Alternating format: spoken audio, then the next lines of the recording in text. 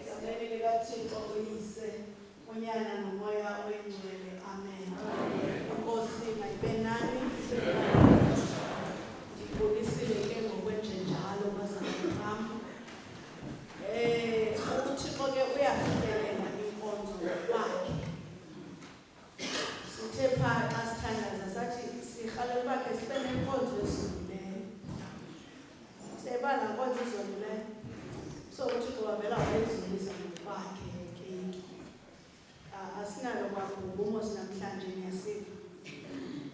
Simamele kahle kahle nje apha enkosini.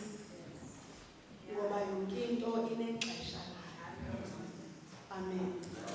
Akhona amaxesha inkosi ifuna inkonzo ngathi xa ugodukile uthe ibibali inkonzo namhlanje hayi ngabantu.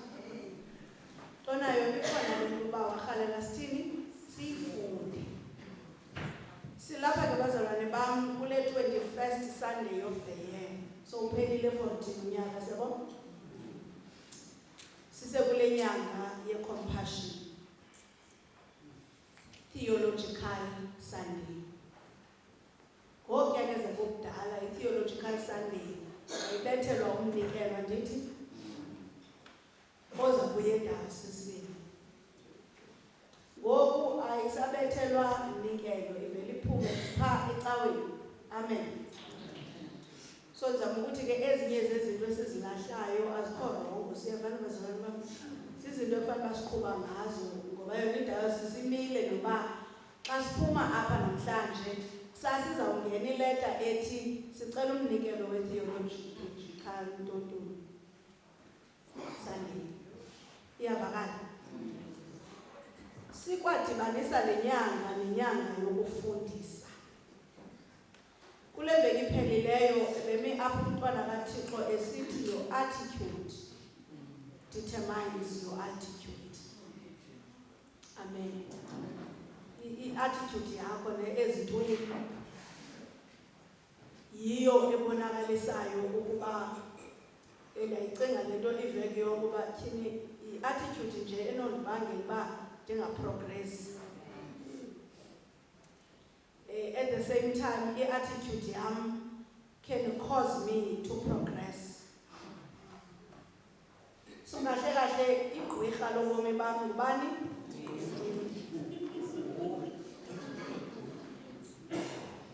Besifundiswa loo nto kule veki itheni ipheleleyo. Namhlanje izifundo zikwaphinda ziyafundisa. Uyabuza uYesu kubafundi bakhe bathi abantu ndingubani. Bazithethe zonke izinto abacinga uba uYesu uzizo. Iyavakala bazalwane. And uYesu akabuzi kubantu abazi-strangers, ubuza kubantu abahamba naye yonke imihla. Kanti ngeli xesha bahamba naye abamazi kwayena.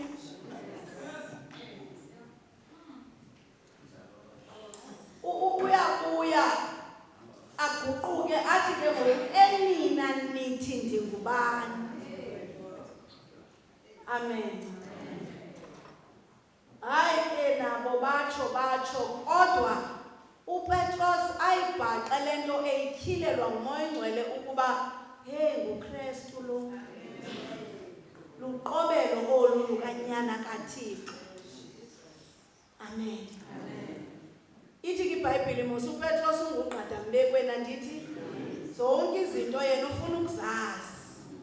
Yambeka kwi-advantage kule game le nto yakhe yoba engugqadambekweni wathi wena unguye uKristu unyana kaThixo.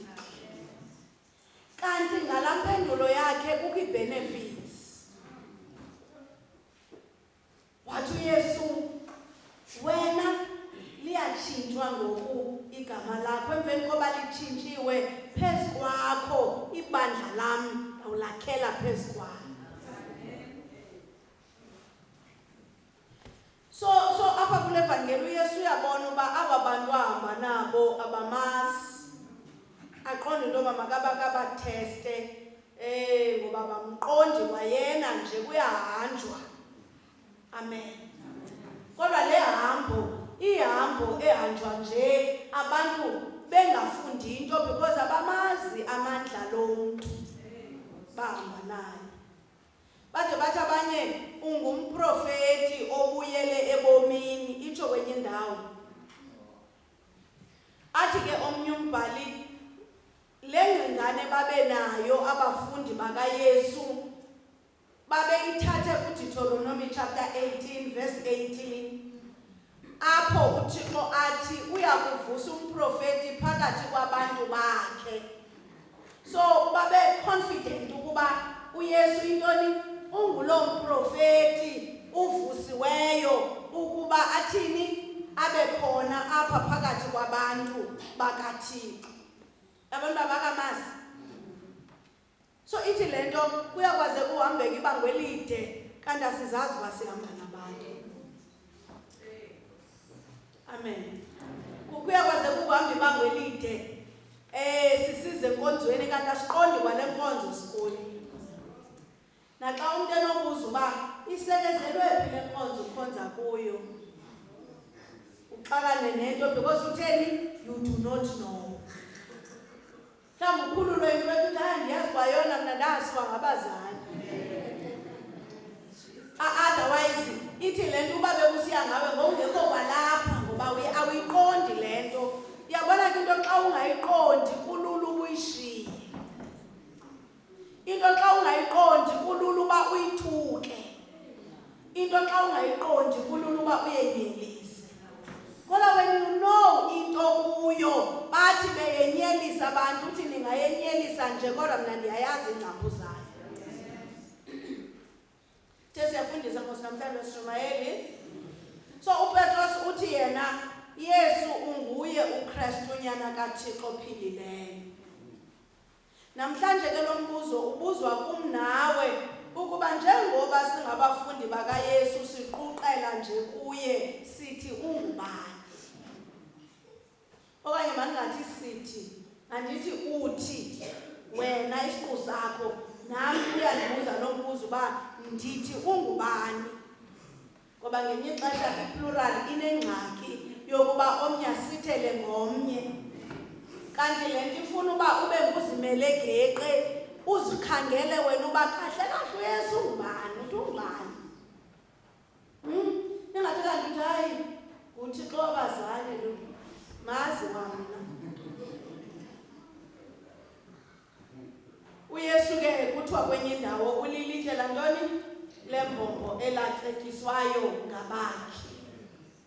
So uyaphinda apha emveni koba uPetros ephendule uthi phezu kwakho upon this rock I will build my church, which is very deep. Ingabe uYesu angabheja ngawe. Athi phezu kwakho siphokazi ibandla lam yakulakhela. Okanye uYesu uthi xa ejonga usiphokazi afike eqonda we. Akazi noba ndingubani lo, akazi noba kubethwa baphi in fact. And therefore ndibangakhangela umuntu endinokwakhela phezu kwakhe ibandla. Andimfumani. So uPetros apha njengenkokheli yebandla because xa kusithiwa kuza kwakhelwa phezu kwakho ibandla ithi loo nto you are the leader. Amazulu athembe wena ukuba ibandla likaKristu liza kuma ngawe. Amen. Besifundisiwe apha kule veki pheleyo kuxhomekeka the attitude of the teaching ifike yakwenza ntoni wena. Mhlawumbi uthi ayikho kwale nto besiyifundiswa. Amen. Because the attitude yakho ayikho phezu kwezinto ezinoKristu, ikho kwizinto zecawa. Those two are different. I-theological education ke namhlanje le nto engashumayeliyo ndisithini? So uPetros njengenkokheli yebandla uthi uYesu phezu kwakho ndiyakulakhela ibandla. So every leader kufuneka ikwazi uku-identify ba-identify uKristu. Nabantu ba-identify uKristu kule nkokheli. Ungabi inkokheli where people cannot identify Christ. Le nto ibandla likaKristu lisengxakini andithi cawa ndithi bandla. The broader body of Christ ikwi-crisis because inabantu abangakwazi uku-identify uKristu. Sithini na bethuna? Isiseko sekeri yesingu Kristu inkosi isisitalo sakhe ngamanzi negazi wayezenzela ibe ngumtshakazi wakhe ohlale sidlubo mingokokufa kwakhe. uKristu siseko sekerike bazalwane. Amen. Ayingobantu becawa yonhlanganisela yabantu becawa kodwa isiseko sekerike nguKristu inkosi.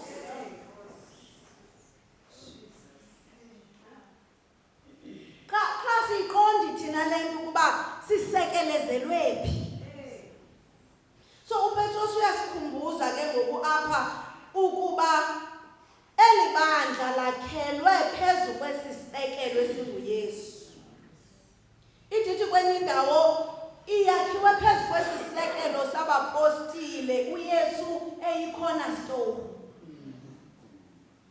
Uyabona ke bangema abapostile kodwa xa unosusa la cornerstone inguYesu then abakwazi ukuma abo bapostile bona qa.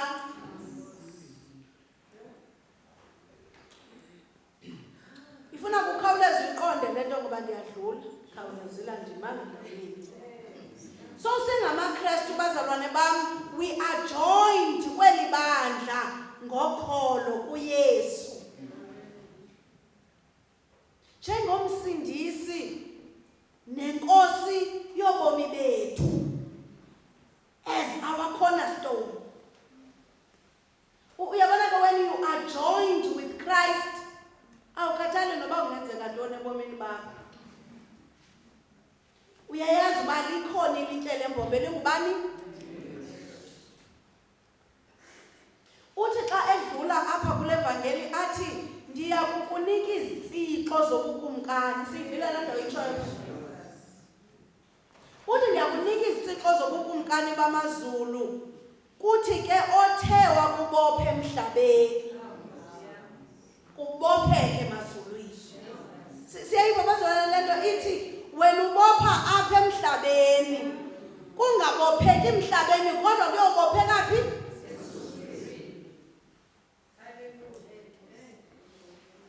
Ithini le nto? Ithi this is a great authority. Being given an authority uyobopha ubopha emhlabeni kuyobopheka ezulwini. Sure, bazalwane. That's why we should be careful what we say ngemilomo yethu. Ngoba kusenokwenzeka into yoba siyabopha and xa kubotshwa apha emhlabeni kuyabotshwa phi? Ithi kananjalo into ikhululayo apha emhlabeni yathini? Iyakhululeka emazulwini. Ububona ngoku ingathi akwenzeki kodwa uthi ndiyakhulula egameni likaYesu. Ithi izikruzi zikhululwa apha emhlabeni kodwa ziyokhululeka phi? Amen. So into ibophayo apha emhlabeni iyabotshwa emazulwini. Bazalwane, namhlanje ndizowufundisa into yoba sengase kungaphuma ubomi emilonyeni yethu. Ngoba ukufa sometimes esikuthethayo ayikokufa kuphelele emhlabeni. ukufo kunyukela kuye emazulwini kuyobopha. Asiweske thina ke singababingeleli. Isixelela kakuhle naxa si-ordeyinwa athi ubhishophu ozono uzibophayo ziyabopheka. Ozono uzikhululayo ziyathini? Ziyakhululeka. So thina sinalo ixesha singababingeleli loba sikhe sibe nebhifu nabantu sibabophe. Funa sithi kubotshwa thina sithini? Sikhulule. Sisiyayiva bazalwane bam. Asinikezwa choice. Asinikezwa choice. So funa singathi singamageza athile athi umuntu ebopha wena ube ukhulula. Futhi iphile lanto ithi sikelela ungaqalekisi. Sikelela bamqalekisayo.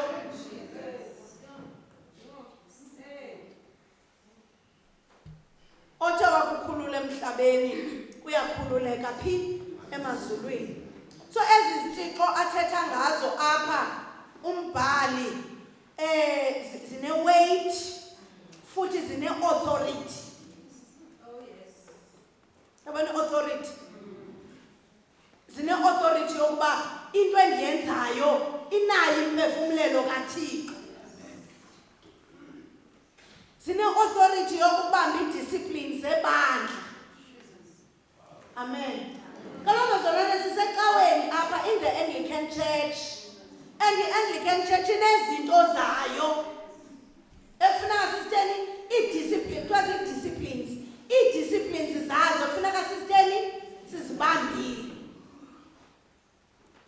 One, kukho i-protocol apha e-church.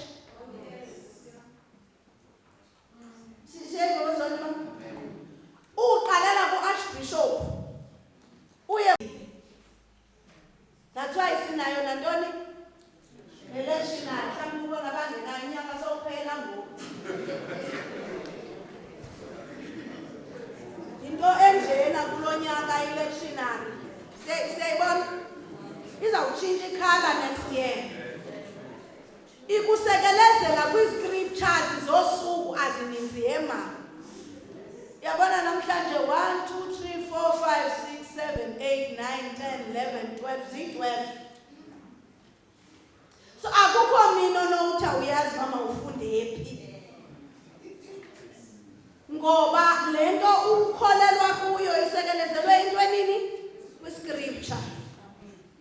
Awusoze ube nangxaki yokuba noba kuyiwe emthandazweni kwathiwa kuwe sibekele ilizwi uthi ubutheni uzungandixeleli kule veki pheleyo.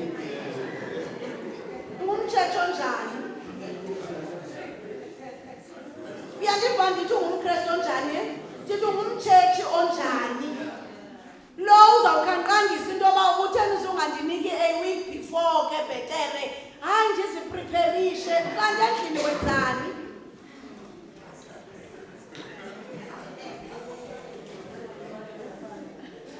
Reason. Into yesibini eyethu apha in the Anglican Church. Indlela orizinisha ngayo. Ekubuyisela back ekuthinini your attitude determines your altitude. Ukuba i-reasoning yakho i-negative oko. Hayi ke ubomi bakho buzawuthini? Yonke into eyenziwayo nalapha ecaweni wena uzawusoloko unento ethi ibingamelanga lolu hlobo. Ukuba ibiyenziwe ngolu hlobo, uba ibiyenziwe ngubani, because urizinisha ngendlela etheni?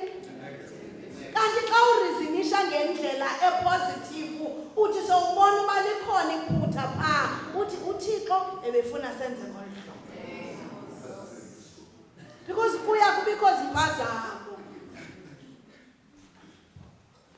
Tradition. Yabazalwane, siyazi tradition yase-Anglican Church. Yi-morning prayer, page 42. Andiqonda uba bayayazi abantu. Yi-evening prayer, page 54. Yi-Eucharist, page 104.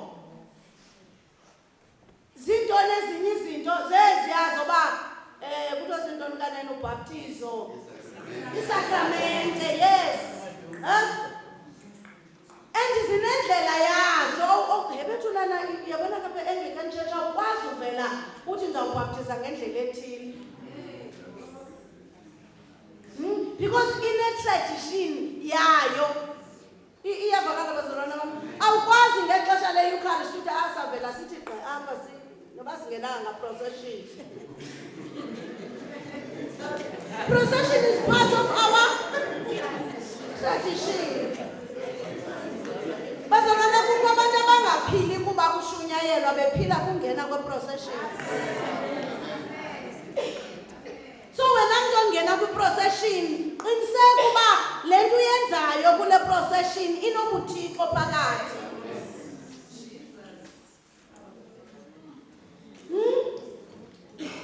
Yabona kithi imandi into yasetshetshi yonke into iyachazwa. So amaphutha enzekayo ngamaphutha nje enzeka ke because we are human. Otherwise ngoku uyathiwa ivangeli, ngoku kuthiwa isifundo sesibini.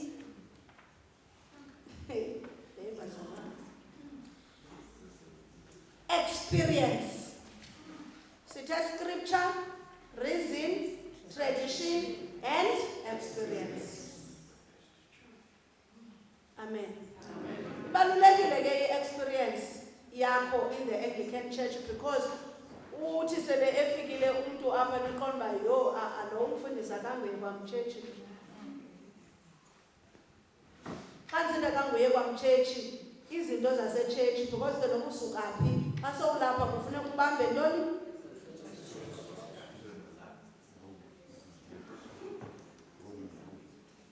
So your experience yilaa nto kuthiwa phaa ngaphandle inyathi itheni? So uzawufika kusithiwa omfundisi uJames are retired but they still having iveli. Iyavakala bazalwane bam. Nangoku ndibanewari ndithi ide yemka le nto yayofundiswa abanye abefundisi phaya singakaze siyifunde thina. But fortunate enough, usaphila umfundisi uJames ukuba how to mix those oils ezizawusikelelwa ngumshoko. She's been doing it for years. Kodwa kwathiwa pass the baton kumfundisi uNongawuza.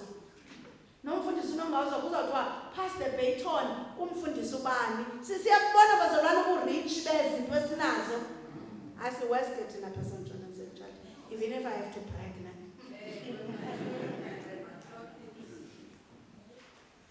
Very important, bazalwane bam, i-creeds.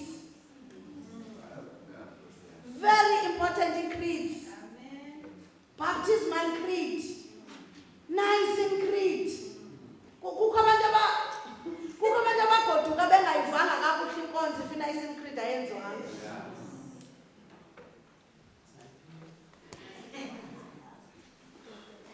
So kuyafuneka bazalwane bam ukuba ezi zinto sibe nolungelelwano lwazo ekubeni ethu uYesu ndininike izitsixo ze-authority. Nansi le authority life kwezi zinto sithetha ngazo. Mandiniyeke ke ngoku ngoba ke qonda ke mos. Kodwa ndiniyeke ndigqibelise ngokuba in the Anglican Church njengoba nsithi yonke into ine-order yayo. There are 5 marks of mission. Khona umuntu oqala uyiva le nto ndiyithethayo. Bancipho amen. 5 marks of mission dadewethu. Le nto siqhubayo every day. 1, it is to proclaim. Uvakalisa indaba ezilungileyo zokukumkani. Amen. Uzoncipha ukuthetha izinto zezwe. Ukhule ukuvakalisa ntoni? Indaba zokukumkani. Udike ngento abaxa ungene ofisini ethile wena yona nto uzawuyishiya noba nincokola izinto zezwe kodwa phambi koba uphume uza kuthi niyamazi uYesu. Udike njengaloo nto uyaqonda kungathiwa udika ngolwimi lo. Ngcono udike ngezinto zantoni zobukumkani. So it is to proclaim or to share the good news zobukumkani. Hayi iBhayibhile inkulu ukufa ke yona. Akho nto unongabi nayo apha eBhayibhileni ngosuku. Okwesibini, it is to teach. Likhona ixesha lokuthi wambuza umfundisi angena apha ku-red carpet aphinde abuye. But likhona ixesha lokuthi uthini uYesu bahlaliseni phansi abantu. Ngoba abantu uzawucimba besenza nendlela benza ngayo njena ba-ignorant kanti abazi isalam. Endefa ngoku uzamgxeka kanjani umuntu ongakangumfundisi? So it is to teach. Yekuba njengoku abantu abafuna ungena nenye iklasi. Kungaba kathiwa kuzawubhaptizwa iklasi iyangena abe yedwa apho uMamthula. Ikho iklasi ye-confirmation iyangena abe yedwa apho uMamthula abantu abezi. Siyayibona bazalwane bam. So uzawufundise kaphi wena? Kufuneka ke bazalwane bam bafundiswe abantu and to nurture new believers. Abantu asikhona new believers. Siyakwazi ukufuzana. Ingaba singamaKristu bazalwane akwazi uzana. Okanye sazikhupha izibeleko zakwaKristu. Kaloku ezi new believers zizawuza nabantu bethu. Ayinokuzawuphela uamen. Ngoba wonke umuntu ukhonzela isiqu sakhe. Kaloku azizuba khona i-new believers singanishumayeli ivangeli. Andithethi mna ngoba bendiye emdolomba ndayoshumayela phaa. Umamsike beye eGwiligwili wayoshumayela phaa. Bazalwane, there are many ways to preach the gospel. Nempilo le yakho ibe intshumayelo.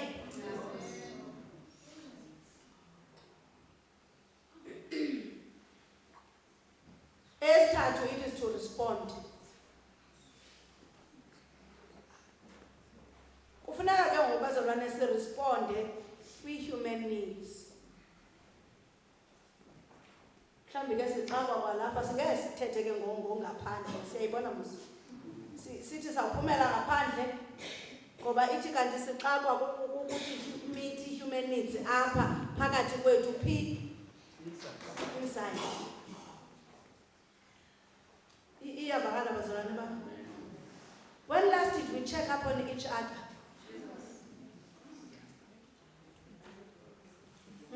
Andithethi mna your bosom friend.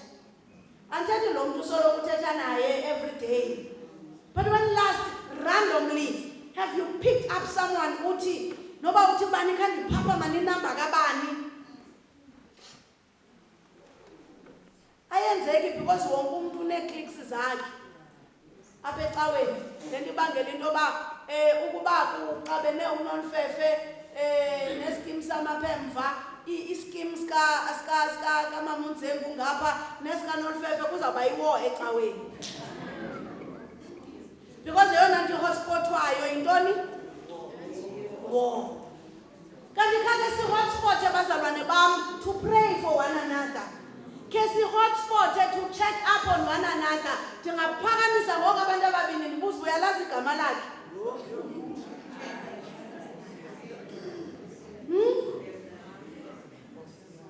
Uzafika singazani.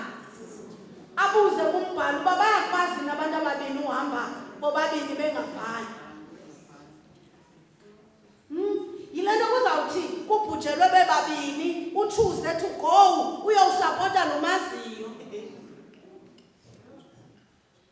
Uhlala endlini kulo because uthi andinandaba naye mazi anyway. Kanjani kodwa nithi sibaninzi nje simzimbamnye nangoku sizawutsho ndifuna ube nesazela xa usitsho ukwenzela uba uyenza uthula uthi cwaka. Because thina sibaninzi nje simzimbamnye kuba sonke sabelana ngeso sonka sinye. Amen. But yet we do not care about one another. Yeah, mandiyeke ke ngoku. Lento ethi 5 months of mission enye yazo transformation. To challenge injustice. Amen. To challenge violence.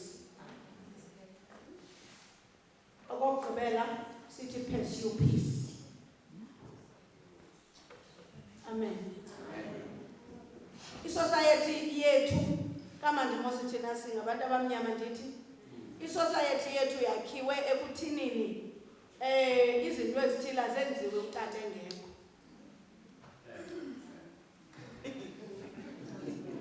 Yebo. Ile nto ibangele amaxesha amaninzi inike awutata abathile i-authority to abuse. Ancipho, amen.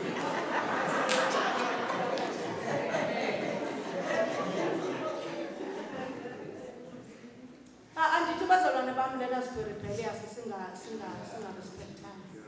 Kodwa we need to check on these things zokuba apha kule red carpet sithi alinakunyuka apha abantu bazokwamkela idini ootata bengekamkeli.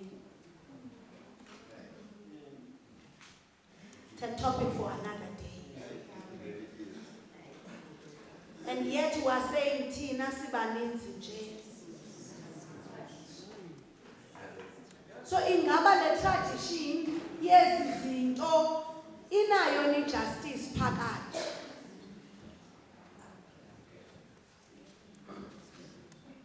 Yenza ba ni pressurize bamfundisa ugqibanga. Phinda ubuye uzoyigqibezela lento kwenza basizohlala apha ngomgqibelo sibonisane. That's why the society is sick. That's why ngoku kulula ukuthatha umpu and kill omnye umuntu. That's why it is easy to rape. Because we have tolerated nezinto ebekungamelanga siyazitolerate zazongena endlini kaThixo. Ininzi violence. Kunzima nobukela imadlanga ngoku siswitcha senze on and off ezinye uqombayo indlebe zakho zanele kumamela. And if uthethe hayi uyakude mfundisi kwimadlanga ayi-affect into yemadlanga, wait until it affects you. Ekugqibeleni uthi lo mbhali, let us pursue peace. Siphuthume ntoni bazalwane? Siphuthume uxolo. Nale compassion month xa sizawugqibezela kule veki. Umane usithi Nkosi ndicela undenze ndiphuthume uxolo. Cela undenze ndiphuthume uxolo ekhaya. Cela undenze ndiphuthume uxolo emsebenzini. Cela undenze ndiphuthume uxolo in our communities. Uthi ndicela undenze ndiphuthume uxolo enkonzweni. Because uxolo luyaphela apha enkonzweni. Amen. So uThixo woxolo kubazalwane bam, uThixo wothando angasenza sifezeke ngoba emveni koba sizenzile lezi zinto zonke uyazivikela uThixo. Usivikela sele kuthiwe kamanje ngakhona indlela yaqomba mandivele ndisiyeke isifundo sokuqala ngoba wonke umuntu sithe xa sifundwa waresponde ehleli apha kwipews. Again, it's derived from the Bible. Bengceba umuntu ozawutsho ngokuthethana ukuba babona benamandla abantwana abangamakhwenkwe. Let the girls live and kill the boys. Lamandla wabo ngalasi balinganisa nentoba intombazana ngo-6 mayibe khona apha ekhaya. Then we do not mind lo uyikwekwe noba ngangena ngo-11. And yet again, it's a story for another day. Ngoba kufuneka ezi zinto ke sihlale nazo phansi siziphicothe ukuba ziyazangenelela kanjani in our societies and in our homes. Thixo woxolo ke bazingane bam, uThixo wothando angangena nakuleya ukurhalela ibithethwe namhlanje ingathethekanga, azinzise umqondo wakho ekuthinini kule veki uyabuza uYesu, ke nina nithi ndingubani?